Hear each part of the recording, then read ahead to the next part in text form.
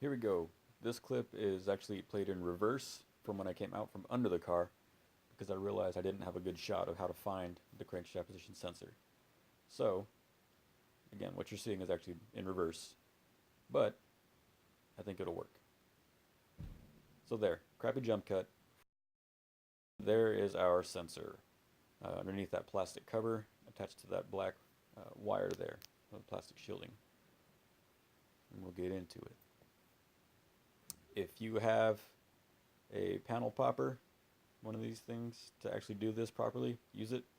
Um, I actually should invest in one probably someday.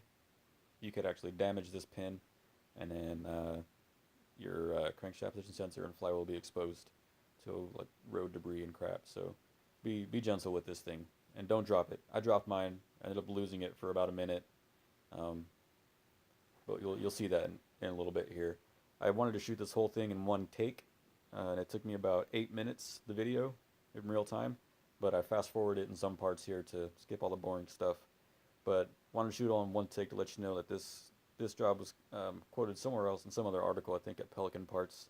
There's an article explaining how to do it, and they said it would take about 2 hours. Um, that's just not the case. So anyway, there's your crankshaft position sensor. Got a clip style connector, so you have to pinch the little part and pull the thing off. Try not to pull it by the wires, that's just not good for your connector. And there's the crankshaft position sensor.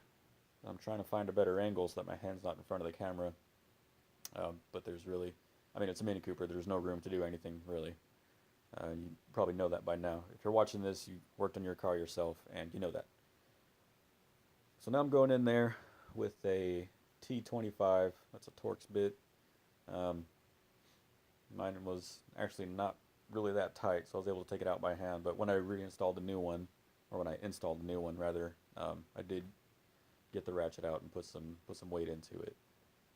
So again, there's a T25, it's the only fastener holding this thing together. Um, and one important note is I stopped using the tool here because I thought I could pull it out by hand. But I could not, and the reason for that is that screw does not come apart from the actual sensor itself. It stays with it. So don't be afraid to back that thing all the way out. See, I stopped because I was afraid of dropping the screw inside the case there, which obviously they planned for by making it not come off of the connector at all. So, yeah, back those threads all the way out, and it should kind of plop out sort of after that, just like that. And there it is. There's my old CPS. You can see the screw still attached there. Screw, bolt. Let's just go with fastener. Fastener stays attached to the sensor, so don't worry about that. And there's my transmission.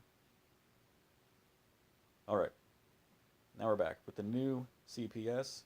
Again, with that fastener still attached, don't even have to worry about it. One thing I should point out is the dimple and the nub for aligning it. You know, you're not going to go and stab around there and hope you put the CPS in the right spot. So right inside here, I'm going to point this out with the T25, a little dimple right there. Woohoo! Right there, yeah, it lines up with this nub on the CPS that I'm tapping with the side of my index finger there. So that makes installment pretty simple. It's not so much a stab in the dark once you know that. And once you get them lined up, give a little press, and you'll feel a slight, very weak click, and it'll hold itself there just well enough, and you can reach over and get your T25 back in there to finish up the job, as I am doing here. So tighten that up, hand tight, and then of course, like I said, I will get the ratchet up in a second and tighten it down good. I'm sure there's a torque spec. I didn't look it up. I'm also sure it's not that big of a deal, as long as you're sure that it's not going anywhere. I probably could have fast forwarded this part too. Oh, I did. Yeah, that's a little bit sped up.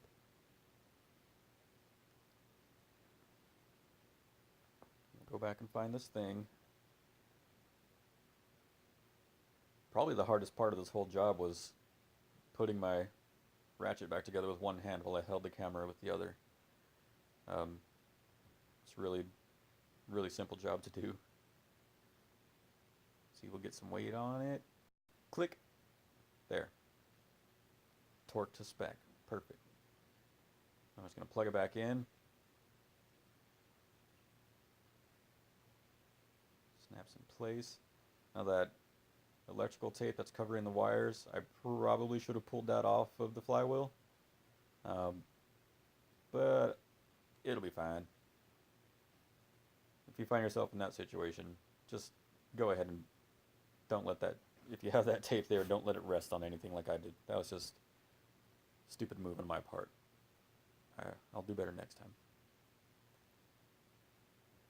And that plastic cover snaps back on. And there's a couple of little grooves to do some wire management. There, click. Doesn't really hold it in place too well, but you know, it looks good, so I threw it all back together. And now to find that stupid plastic pin that ended up rolling right behind my neck, so it's kind of weird. And this is pretty well fast-forwarded, mad scramble to find that stupid thing. Again, just keeping the integrity of the one-shot video. That's the reason why I even left this all in there. There's that pin. And slides back into its home. There's a whole bunch of debris drops into my face. Pop that in. And that's it. That's the whole job. Now, take it off the jack stands and drive. Thanks for watching.